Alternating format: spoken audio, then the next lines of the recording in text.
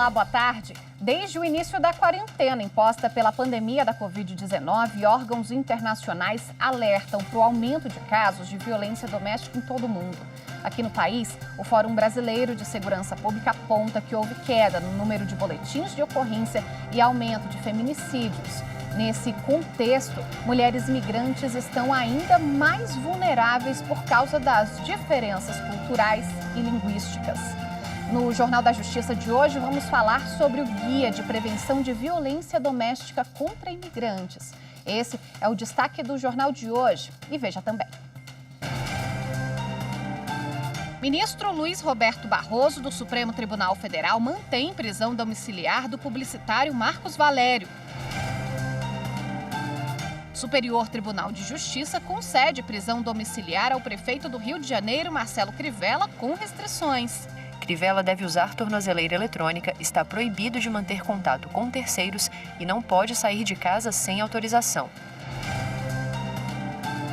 E ainda, retrospectiva 2020, você vai rever que os ministros do STF decidiram que estados e municípios endividados não podem reduzir jornada e salário de servidores. Por maioria, os dispositivos foram declarados constitucionais.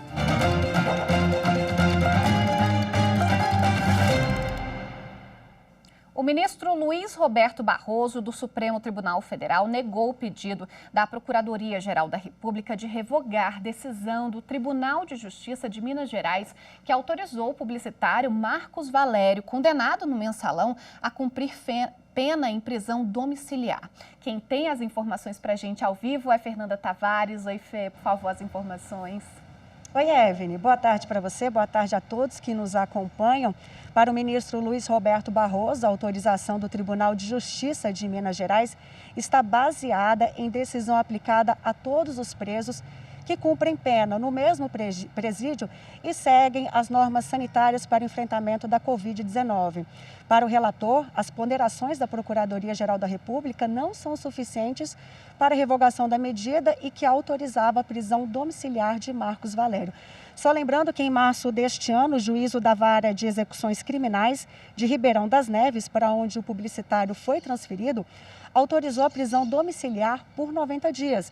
Mas depois esse prazo foi prorrogado justamente por conta da pandemia. E foi a partir daí, destas informações, que a PGR pediu a revogação da medida.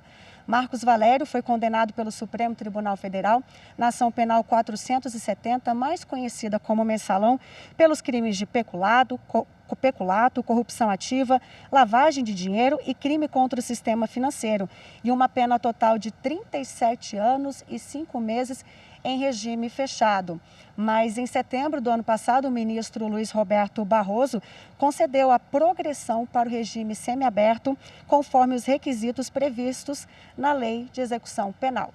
Evelyn. Muito obrigada, Fernanda.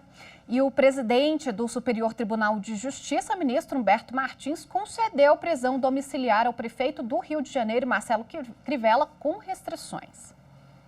Marcelo Crivella é acusado pelo Ministério Público Estadual de liderar um esquema de propinas na prefeitura e foi preso ontem por ordem de uma desembargadora do Tribunal de Justiça do Rio de Janeiro, que também afastou o prefeito do cargo.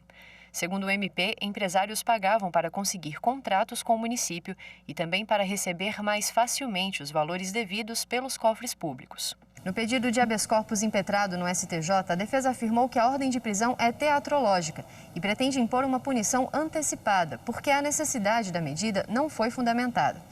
Além disso, os advogados apontaram que, como não foi reeleito, Crivella deixará o cargo em 1º de janeiro e que esses fatos tornam a prisão desnecessária. A defesa alega ainda que a desembargadora não teria competência para determinar a medida, porque o Tribunal de Justiça do Rio estaria em recesso, cabendo ao presidente da Corte decidir sobre o caso.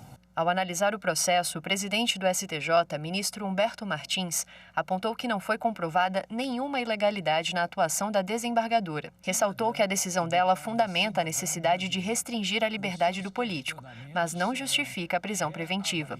O ministro mencionou que o prefeito faz parte do grupo de risco da Covid-19 e que, por isso, tem direito ao regime domiciliar. Crivella deve usar tornozeleira eletrônica, está proibido de manter contato com terceiros e não pode sair de casa sem autorização. Ele também deve entregar computadores, tablets e telefones para as autoridades. As medidas cautelares são válidas até que o ministro Antônio Saldanha Palheiro, relator do habeas corpus impetrado pela defesa, analise o mérito do pedido, o que deve acontecer após o fim das férias forenses. O Procurador-Geral da República, Augusto Aras, questiona no Supremo Tribunal Federal prerrogativas de assembleias legislativas na definição de crimes de responsabilidade. As normas questionadas em 12 ações prevêem que a ausência injustificada de autoridades convocadas a prestar informações configuraria crime de responsabilidade. Para Augusto Aras, as normas estaduais estabelecem disciplina paralela à da legislação federal. As ações foram distribuídas aos ministros Nunes Marques, Edson Fachin, Carmen Lúcia, Rosa Weber, Luiz Roberto Barroso, Gilmar Mendes e Ricardo Lewandowski. O plenário virtual do Supremo Tribunal Federal autorizou um rito de tramitação abreviado das medidas provisórias. Durante o estado de calamidade pública, em razão da pandemia, elas podem ser instruídas diretamente no plenário da Câmara e do Senado. De acordo com a decisão, as medidas provisórias poderão ser analisadas por meio do sistema de deliberação remota, com o parecer dado apenas por um senador e um deputado. Normalmente, as MPs são analisadas por uma comissão mista, composta por parlamentares das duas casas, onde são apresentadas as emendas, ou seja, as sugestões de mudanças. Essa comissão aprova um parecer que será submetido à Câmara e ao Senado. Com o novo rito, as medidas, entre elas as relacionadas à pandemia, entrarão em vigor mais rápido.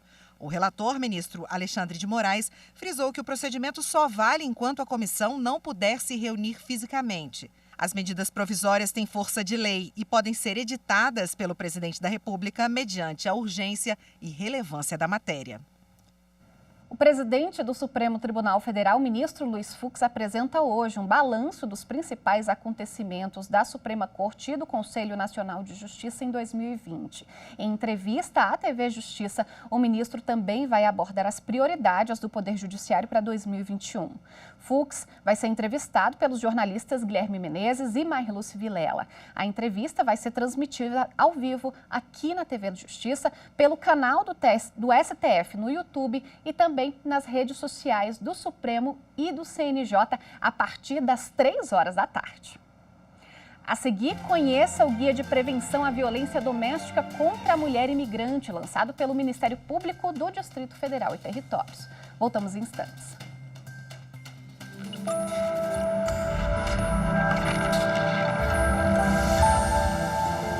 Quando pensamos em Constituição, estamos falando de normas primordiais para a formação do Estado. E no caso brasileiro, a nossa Constituição Federal, além das questões de delimitação dos poderes do Estado, ela também traz diversos direitos e garantias fundamentais, o que é primordial para nós jurisdicionados.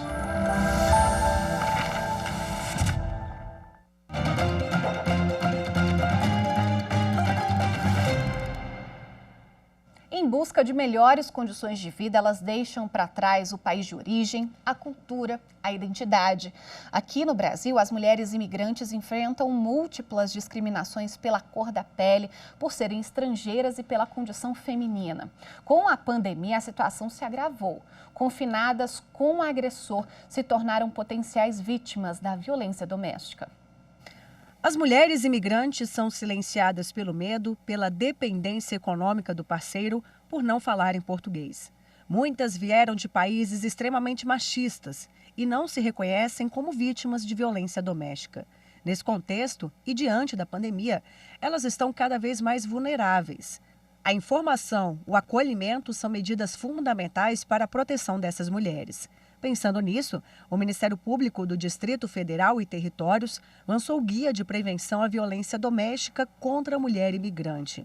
O documento é uma iniciativa do Grupo de Gênero do MPDFT e dá visibilidade ao problema enfrentado pelas mulheres imigrantes. Mostra o que fazer, quem procurar, informa telefones e endereços de órgãos de proteção à mulher. Para romper a barreira da língua, o material foi traduzido para inglês, espanhol, francês e chinês. Para conhecer melhor o Guia de Prevenção à Violência contra a Mulher Imigrante, eu converso agora com a promotora de Justiça, Mariana Távora. Muito bem-vinda ao Jornal da Justiça, ela que é coordenadora do Núcleo de Gênero do Ministério Público do Distrito Federal e Territórios. Boa tarde, Evelyn. Boa tarde aos ouvintes e às ouvintes da TV Justiça. É um prazer estar aqui com vocês para discutir um tema tão relevante como esse, que é a prevenção à violência doméstica contra a mulher no Brasil. Doutora, a questão da proteção da mulher imigrante é uma questão de direitos humanos, né? E também elas são abarcadas por leis brasileiras. Explica como funciona isso para a gente. Sim, é importante a gente pensar que existe um direito humano de migrar, né? O imigrante, ele deixa, com a Lei 3.455 de 2017, ele deixa de ser pensado como uma ameaça ao território brasileiro, que era como se desenhavam as nossas leis e políticas antes dessa legislação. E essa legislação vem aí fazer com que essa pessoa que entra no nosso país, ela tenha aí acesso aos direitos individuais, sociais e coletivos da nossa Constituição. Então, ela vai ter, por exemplo, como acessar a proteção da Lei Maria da Penha. Mas a gente tem aí, no caso das mulheres, aí a gente esbarra na questão da língua. Então, a gente precisa pensar em estratégias de políticas públicas para garantir o acesso dessas mulheres às nossas legislações, à proteção da nossa legislação. E um dos meios para a gente garantir isso é quebrando essa barreira da língua, né? Então, o guia foi pensado nesse sentido. A gente pensa trabalhar aí a prevenção dessa violência, garantindo acesso à informação para essa mulher que está no território brasileiro. Como foi distribuído o guia, né, a essas mulheres imigrantes, essas mulheres estrangeiras? Enfim, esse guia ele tem 2 eixos de construção. Primeiro, ele vai mostrar para essa mulher quais são as nossas legislações de enfrentamento à violência contra a mulher. A gente vai trazer informações sobre o que é a Lei Maria da Penha, os tipos de violência doméstica e familiar trazidos pela Lei Maria da Penha. A gente também traz informações sobre a Lei do Feminicídio, né?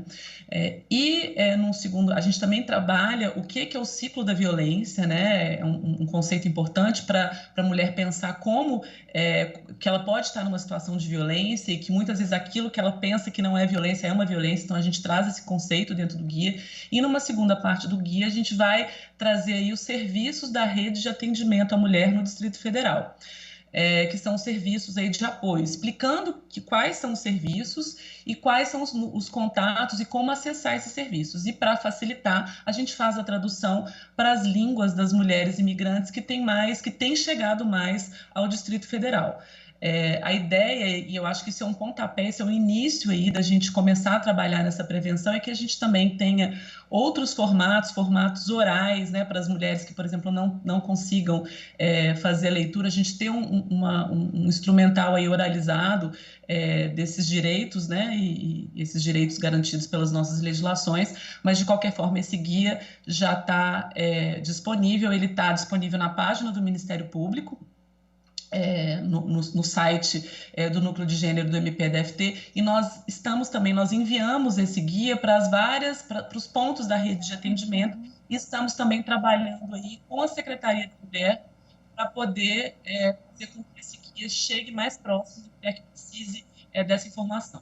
Uhum. Quando ela vai fazer a denúncia, quando ela procura um atendimento na delegacia da mulher ou ela vai ao Ministério Público, há disponibilidade de uma pessoa para atendê-la na língua de origem? Como funciona isso? Então, esse ainda é um passo que a gente precisa dar. A gente, inclusive, tem uma nota técnica do Núcleo de Gênero do Ministério Público, onde a gente pede ao governo, né, ao executivo, que disponibilize pessoas para poderem fazer essa tradução, para poderem dar esse respaldo. E a gente precisa avançar isso dentro das instituições, inclusive dentro do Ministério Público. A gente ainda não tem esses profissionais que possam fazer essa tradução. A ideia da cartilha é justamente esse primeiro passo para que a gente possa ali, a partir dessa cartilha, informar para essas mulheres onde elas podem acessar os serviços, e a gente precisa avançar aí para que dentro das redes a gente tenha essas figuras desses tradutores que possam aí ajudar essa mulher a entender, a compreender como ela vai poder acessar os seus direitos. Então, assim, a gente dá um primeiro passo, mas ainda são necessários alguns outros para a gente, de fato, possibilitar uma prevenção efetiva às mulheres imigrantes. Ótimo, doutor. Essa cartilha certamente é de muita importância para prevenir a violência contra a mulher, porque a gente percebe que os números estão cada vez mais alarmantes, né? Muito obrigada pela participação aqui no Jornal da Justiça. Eu que agradeço e uma boa tarde a todas e todos. Tchau. No próximo bloco, Retrospectiva 2020. Você vai rever que os ministros do STF decidiram que estados e municípios endividados não podem reduzir jornada e salário de servidores. Esse e outros julgados em instantes.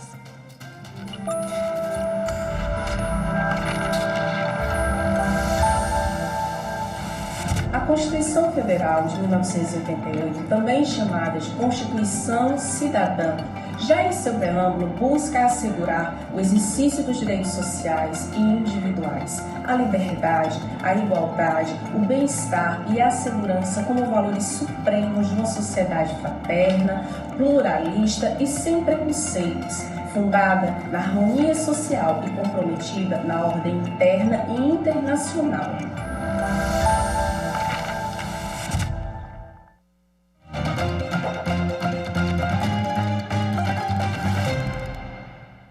Retrospectiva 2020.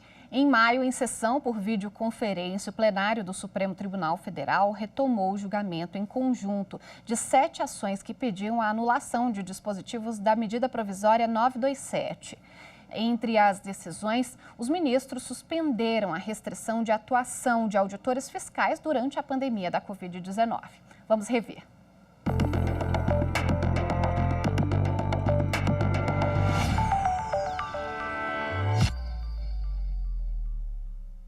Editada pelo presidente Jair Bolsonaro em março, a MP alterou regras trabalhistas durante a pandemia da Covid-19.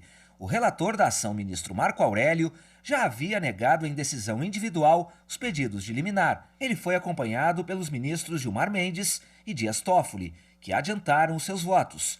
Já o ministro Alexandre de Moraes abriu divergência. Para ele, 2 artigos da MP atentam contra o espírito da própria medida provisória, editada para preservar empregos e empresas. Um deles é o artigo 29, que não considera os casos comprovados de contaminação pelo novo coronavírus como acidente de trabalho. O outro é o 31, que restringe a fiscalização dos auditores do trabalho enquanto durar a pandemia. Não se pode, a meu ver, pela legislação provisória, por medida provisória, estabelecer uma fiscalização menor. Isso atenta contra, ao meu ver, contra a própria saúde do empregado. E isso não auxilia, ao meu ver, nada em relação à pandemia. Ela simplesmente diminui uma fiscalização que é essencial em todos os momentos, inclusive nesse momento excepcional em que vários direitos trabalhistas estão sendo relativizados. O ministro Edson Fachin acompanhou o ministro Alexandre de Moraes sobre a suspensão dos 2 artigos. O ministro Luiz Roberto Barroso seguiu o voto do ministro Alexandre de Moraes apenas quanto à suspensão do artigo que não considera a contaminação por coronavírus acidente de trabalho. Considerar ex vilegius que os casos de contaminação pelo coronavírus não são considerados ocupacionais, salvo a comprovação do nexo causal, se exige uma prova diabólica. Eu penso que a maior parte das pessoas que desafortunadamente contraíram a doença não são capazes de dizer com precisão onde, em que circunstância adquiriram a doença, e acho que é irrazoável exigir-se que assim seja. As ministras Rosa Weber e Carmen Lúcia e os ministros Ricardo Lewandowski e Luiz Fux também entenderam que são inconstitucionais os artigos 29, que retirava as contaminações pelo novo coronavírus, dos acidentes de trabalho e o artigo 31, que tornava a fiscalização do trabalho atividade educativa sem a possibilidade de aplicação de multas enquanto durar a pandemia da Covid-19, exceto em casos como o trabalho escravo e infantil. Por maioria, os ministros suspenderam esses dois artigos da medida provisória que está valendo. A MP que alterou regras trabalhistas enquanto durar o estado de calamidade pública ainda terá de ser analisada pelo Congresso Nacional. Ainda em maio, os ministros confirmaram o liminar que impediu restrições na Lei de Acesso à Informação durante a pandemia. Na mesma sessão, eles também julgaram prejudicado o pedido de fixação de renda mínima.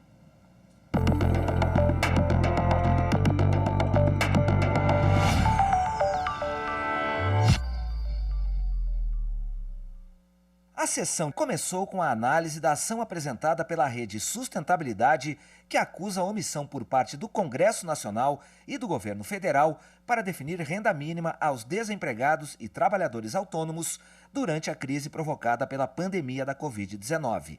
A ação foi apresentada no dia 27 de março.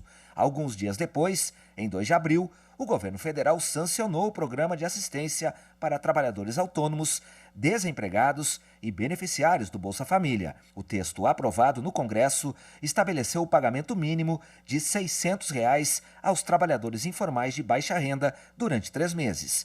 O relator ministro Marco Aurélio, em decisão individual, rejeitou a ação e manteve o voto no plenário, mas por maioria prevaleceu a divergência aberta pelo ministro Luiz Roberto Barroso. Ele entendeu que a ação da Rede Sustentabilidade estava prejudicada por ter perdido o objeto, já que o programa de renda emergencial está em funcionamento. Estou extinguindo por reconhecer o prejuízo da ação, uma vez que foi aprovado pelo Congresso o auxílio emergencial e, consequentemente, satisfeito o que seria o objeto do pedido. Em seguida, os ministros passaram a analisar liminar concedida pelo ministro Alexandre de Moraes em 3 ações apresentadas por partidos políticos e pela Ordem dos Advogados do Brasil, que questionam medida provisória editada pelo governo federal durante a pandemia da Covid-19. Eles pedem que a suspensão de prazos de resposta da administração pública a pedidos feitos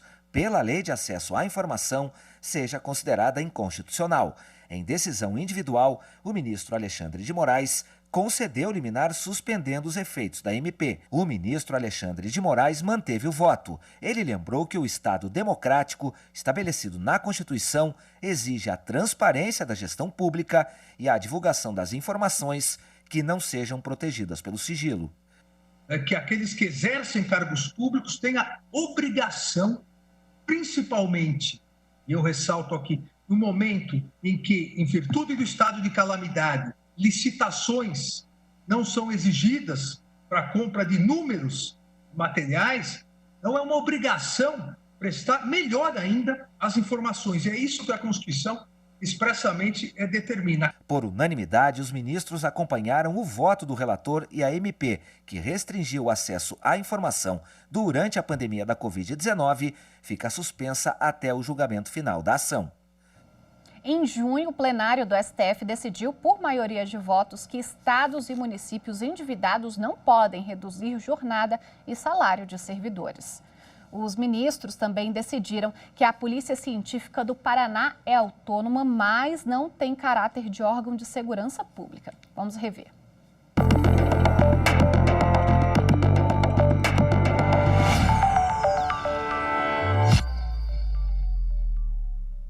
A sessão começou com a retomada dos julgamentos iniciados em 2011, de 3 ações diretas de inconstitucionalidade relatadas pela ministra Carmen Lúcia e que se referiam à reforma da Previdência. Elas questionavam dispositivos da Emenda Constitucional 41, aprovada em 2003, que permitiu a redução automática de vencimentos, remuneração e subsídios de servidores e trabalhadores que estejam em desacordo com os limites estabelecidos na emenda. Por maioria, os dispositivos foram declarados constitucionais. Quanto ao artigo 9º, parágrafo 3º da Lei de Responsabilidade Fiscal procedente à ação direta. Agora, quanto ao artigo 23, parágrafo 1º, E segundo, por maioria, a ação foi julgada procedente tão somente para declarar parcialmente a inconstitucionalidade, sem redução de texto, do artigo 23, parágrafo 1º da Lei de Responsabilidade Fiscal, de modo a obstar a interpretação segundo a qual é possível reduzir os valores de função ou cargo que estiver provido. E quanto ao parágrafo 2º do artigo 23, declaravam a sua inconstitucionalidade. Os ministros do Supremo retomaram, depois do julgamento, da ação direta de inconstitucionalidade apresentada pelo PSL em fevereiro de 2019. A legenda questionou a emenda constitucional do Estado do Paraná, que criou a Polícia Científica como órgão da segurança pública estadual. Na ação, o partido alegou que a Constituição não permite a inclusão de outras corporações policiais na estrutura da segurança pública dos estados, além das já previstas na Constituição. O ministro Alexandre de Moraes acompanhou o relator, ministro Dias Toffoli. Ele entendeu que a Polícia Científica é órgão auxiliar da Polícia Civil com autonomia, mas subordinada à Polícia Civil. Parece que aqui, em relação ao estado do Paraná, não houve nenhum extrapolamento do artigo 144, parágrafo 4º da Constituição Federal, que estabelece quais as polícias existentes. Polícia Federal, Polícia Rodoviária Federal, é um órgão autônomo, de auxílio pericial e técnico à Polícia Civil, que se dá o nome de Polícia Técnico-Científica, mas não tem funções de segurança pública no sentido de combate à criminalidade, mas sim no auxílio às funções da própria Polícia Civil. Os ministros Edson Fachin e Marco Aurélio divergiram de Moraes. Eles entenderam que a criação da Polícia Científica como órgão autônomo e vinculado ao sistema de segurança estadual é constitucional. Mas os ministros Luiz Roberto Barroso e Luiz Fux votaram pela inconstitucionalidade total da matéria. Por fim, a maioria dos ministros entendeu que a Polícia Científica do Paraná é autônoma, mas não tem competência como um órgão de segurança pública. A edição do Jornal de hoje fica por aqui. Eu te espero amanhã. Até lá, tchau.